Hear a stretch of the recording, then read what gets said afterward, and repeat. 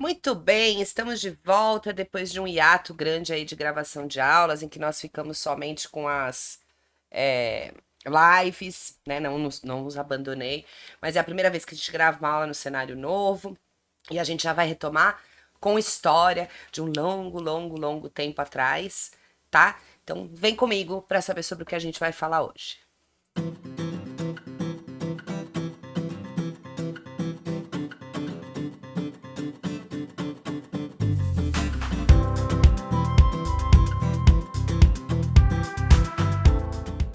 É isso, Oriente Médio Antigo. Vocês também vão encontrar esse conteúdo em civilizações hidráulicas, né? Aquelas civilizações que fizeram uso da água para sua subsistência, para irrigar, para começar a plantar e se tornarem sedentárias, certo?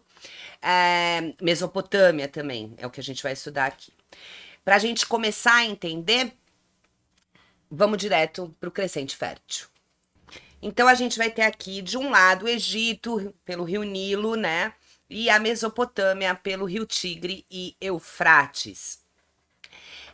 Essa parte a gente vai conhecer como crescente fértil, como a origem, como o primeiro local onde as pessoas se formaram em civilizações, que eu já vou explicar o que que é, mas há uma teoria da simultaneidade. Uma teoria não, é a teoria, né? Porque há um senso entre os historiadores de que não há para a gente chegar num denominador comum se tudo começou no crescente fértil, se tudo começou na Índia e na China. Então, a gente adota a origem da simultaneidade. Essas civilizações começaram a se erguer e a se organizar ao mesmo tempo em locais diferentes, tá? E para ser uma civilização, o que nós precisamos? Primeiro, organização estatal, um estado, né, com líderes, com cada um muito bem definido a sua função ali. Então a gente tem a divisão do trabalho também entre os itens, uma organização burocrática para fazer aquilo funcionar e que conste religião. A religião é o grude, é a liga para a gente ter a civilização. Então é na religião em que vai surgir o líder espiritual, moral, e o líder que as pessoas vão seguir, vão respeitar, e que vai fazer com que eles se respeitem e continuem nessa coletividade. Na organização estatal, a gente também vai encontrar a força militar daquele país para se proteger, daquela civilização para se proteger. A escrita é o que vai dizer que a história começou. Então a gente está no comecinho da história aqui. Tudo antes da escrita era pré-história, tá? E a estratificação social, as camadas sociais. Então, o líder, que vai ser o rei ou o pai daquela tribo, depois elencado a rei da civilização, os seus nobres, os seus escribas, os seus militares, os seus camponeses, artesãos, e aí a gente vai começar também até a escravidão por conquista, tá bom? Então vamos entender um pouquinho de cada uma dessas civilizações que fizeram parte da Mesopotâmia. A gente começa aqui pelos Sumérios, tá? De 3.500 a 2.340 a.C. Como eu disse para vocês, invenção da escrita, ponto importante que vai pautar o início da história, tá? Então, a primeira civilização, a civilização suméria. Importante ressaltar um outro item.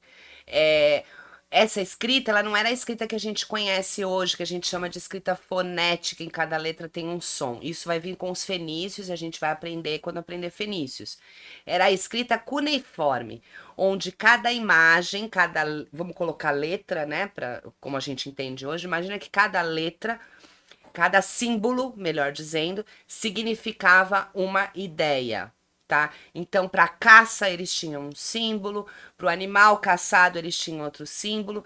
Vejam que a gente tem lá os desenhos que remetem a essa simbologia na escrita rupestre, na pré-história. Partindo disso, eles inventam símbolos para serem sempre os mesmos e de mais fácil decifração, inaugurando a escrita cuneiforme. Também era um estado formado por cidades-estados, tá? Então não era. São várias cidades-estados com as suas leis, seus líderes, seus regentes, lógico que o líder máximo. A gente vai entender melhor esse conceito de cidades-estados quando estudar a Grécia. Mas a gente tinha ali, por exemplo, Ur e Uruk, importante, nós vamos voltar a falar disso quando falarmos dos hebreus. Kish, Lagash, Nippur eram algumas das cidades-estados, tá? E outro ponto importante aqui, gente, os sumérios eram um povo, os sumérios eram um povo gaguejando, mas a gente chega lá, muito inventivo. A roda vai ser inventada pelos sumérios, né? A gente já tinha alguma coisa perto disso, mas a adaptação para esse uso é engraçado que a gente tem até um como se fala? Uma máxima, né? Que o pessoal fala, achou que inventou a roda. Tal a importância dessa invenção, né? Para o trabalho humano, para facilitar a vida humana. A roda para eles foi o Google para minha geração, não, que a minha geração é o telefone, televisão a cores, né? Mas para a geração um pouquinho antes de vocês, a roda foi essencial. De vocês que estiverem vendo e não tiverem a minha idade, né? E nem mais novos. Então, muito importante. Eles vão ser conquistados pelos acádios, tá? Segundo a civilização que a gente estuda, que vão unificar os sumérios. O que quer dizer isso, gente? Antes a gente tinha cidades-estados, certo? Os acádios tomando posse sob o domínio do Lei Sargão, primeiro, vai centralizar aquilo, vai unir todos os sumérios e vai resgatar, vai usar muito do conhecimento sumério. Não é uma civilização que vai lá, domina e muda tudo. Ele usa isso na civilização acádia, né? Então a gente não tem mais sumérios, porque aqueles que ficaram, que não foram mortos no conflito, vão ser tomados pelos acádios, tá? Vai de 2340 a 2000 a.C. e, como eu já disse, uma forte centralização política. Só para reforçar aqui, gente, quando eu falo de centralização política, eu tô falando de reino, tá? Aqueles que não tinham cidades-estados eram reinos constituídos. Não tem menor ou maior poder. Tem a centralização e a descentralização, ok? Continuando aqui, a gente tem os amoritas ou babilônios. Por que tem dois nomes, professora? Porque eles são especiais? Não, porque eles são. Eles fundam uma das suas cidades-estados chamados Babilônia. Todo mundo já deve ter ouvido esse nome pelo menos uma vez em alguma música de reggae, né? Pois então, falemos dela. Eles fundam a Babilônia, uma concentração, embora seja uma das cidades-estados, tem uma concentração de poder grande, uma grande importância, principalmente lá na frente, quando a gente for falar dos caldeus, nós vamos voltar na Neobabilônia, tá bom? O que tem de importante nesse povo? Código Hammurabi. Um rei chamado Hammurabi fez lá o primeiro código de leis formalizado. A gente não pode falar que é o primeiro código de leis que existe, porque a gente tinha leis não formalizadas, tá? Mas esse é o formalizado. E aquele código de lei que vocês já ouviram falar, a máxima também de olho por olho, dente por dente, tá? Então, algumas das coisas desse código de lei previam se alguém matar outra pessoa, essa pessoa também será morta. Tem um que eu gosto bastante, que fala de construção, gosto bastante, a louca, né? A crimiseira. Mas é que fala que se alguém construiu uma casa e essa casa cai e mata o filho do proprietário da casa, esse pedreiro que construiu a casa terá seu filho morto. Se matam os escravos da casa, os serviçais, ele vai ter que pagar por quanto valiam aqueles escravos ou serviçais, né? Então é aquilo de você fez, você paga na mesma moeda. Mais ou menos, né? Porque a gente vai ter os aviluns, que são os homens, o cidadão de bem daquela sociedade, que é o cara que tem algum poder, tem algum poder na sociedade, não só de dinheiro, mas não só econômico, mas tem algum poder ali junto ao rei e aos governantes. Hammurabi é o rei, ele já dá o nome para o código, o nome dele para dizer, para simbolizar aquele poder que ele tem. E a gente vai ter o cidadão comum, né? Então, quando ele faz alguma coisa contra um avilum, ele é muito punido. Quando um avilum faz alguma coisa contra ele, não é tão punido assim, né? Vai fazer trabalho social, vai distribuir cesta básica. Então, a gente precisa também entender que contextos, por mais que o tempo passe, nem sempre mudam. Depois dessa postura crítica aqui, vamos falar sobre os assírios. Os assírios vão dominar tudo e com muita violência. Então, de 1300 a 612, a gente vai ter a arte militar assíria muito forte, a arte bélica muito forte. Gente, por que uma arte bélica forte? Porque enquanto os outros povos só tinham o domínio do bronze e as armas eram feitas sobre esse domínio, a gente tem os assírios domínio do ferro, ou seja, as espadas e os escudos com muito mais poder letal e muito mais vigor vigor é ótimo, né? Na arma não tem vigor, a pessoa que está com ela. mas muito mais durabilidade para enfrentar. Além disso, eles tinham os carros de guerra. Eles usam a roda lá dos sumérios para fazer os carros de guerra, que deixam eles mais altos do que as pessoas com quem eles guerreiam. Então, assim, eu não sei se você já teve uma briga na escola, eu espero que não, mas bater num baixinho é muito mais fácil que bater em alguém que está acima de você, não é mesmo? Então é mais fácil, eles conseguiam melhores resultados. E tiveram, embora essa violência toda, essa crueldade desse povo, eles também tiveram uma biblioteca muito importante chamada de Assurbanipal, ou para alguns Assurbanipal. Dá uma gugada, procura, é muito bonita essa biblioteca e tá. Como é que se fala? Até hoje você pode ver, né, fotos dela e visitar. Atualmente em Ninive, né, onde é o Iraque, atualmente você encontra essa biblioteca. Gente, só voltando aqui, os amoritas eram essa Babilônia que eu falei, fica hoje onde é a Bagdá, a atual. E que fim leva os assírios? Os assírios levam o fim de violência demais, não rolou, né? Os próprios, pessoas da própria civilização assíria começam a se rebelar contra isso. Quando eu falo violência demais, gente, é pegar pessoas, escalpelar, arrancar a orelha, mostrar que eu tenho poder e tchananãs, né?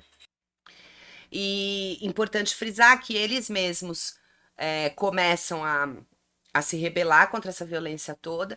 Aí a gente vai ter os caldeus, que é a próxima civilização que vai dominar, que vão se juntar com os medos, que é um povo não do mesmo local, mas próximo, que também tenta fazer esse domínio, mas no final os caldeus acabam vencendo, tanto os assírios e acabou o acordo, e a próxima civilização que a gente vai ver. Então vamos lá, os caldeus de 612 a 539 a.C., a gente vai ter o rei Nabucodonosor, tá? É um império, é um rei muito importante, citado várias vezes na história. Chamado de Segundo Império Babilônico ou Neobabilônia, falei para vocês quando a gente estava falando dos amoritas. O que vale hoje esse império? Vejam, a gente estava falando da Babilônia ali, que equivalia a Bagdá, né? Aqui a gente está falando da junção de Síria, Fenícia, que hoje a gente pode entender como Líbano, e o reino de Judá, porque eles vão escravizar os hebreus, destruir Jerusalém e depois vão deportar esses hebreus, tá? A gente vai falar um pouquinho disso quando falar da diáspora dos hebreus. Era uma civilização com muitas técnicas de construção e muito boas. Então a gente tem aí os jardins suspensos da Babilônia, e depois eu vou falar da Torre de Babel, mas entra nisso aí também. Importância dos jardins suspensos da Babilônia. Professora, dá para ver? Ele é uma das 7 maravilhas do mundo, então a gente consegue ver, do mundo antigo, né? Que agora tem as novas. Não, gente, não dá para ver, não tem nada que ateste que realmente eles existiram.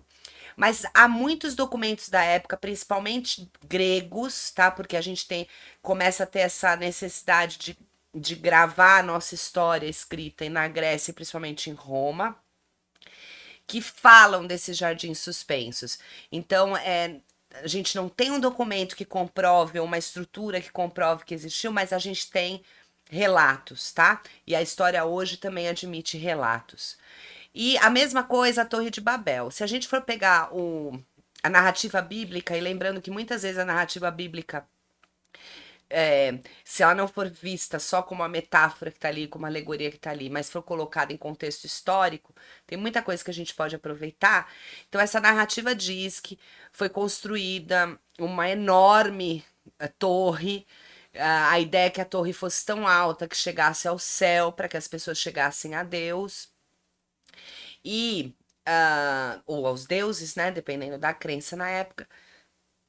E que Deus, sabendo disso, fez com que cada um começasse a falar uma língua, não se entendessem e não conseguissem acabar essa construção.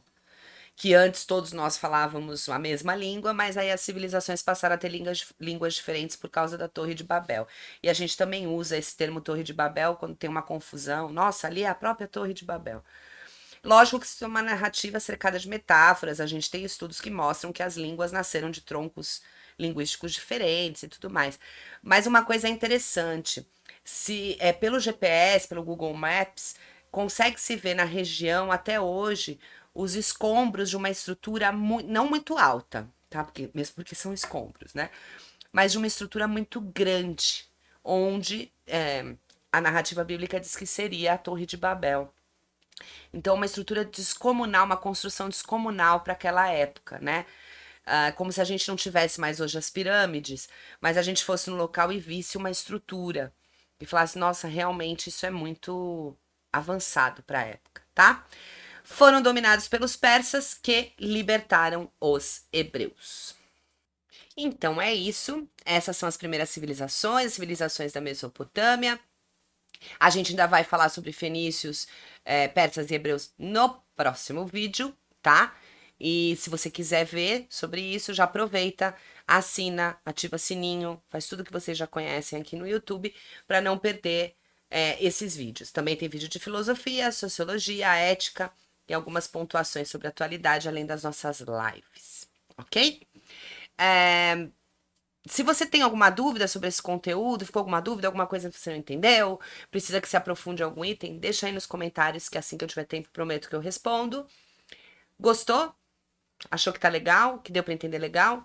Curte, compartilha com o pessoal e a gente se vê na próxima aula. Até mais!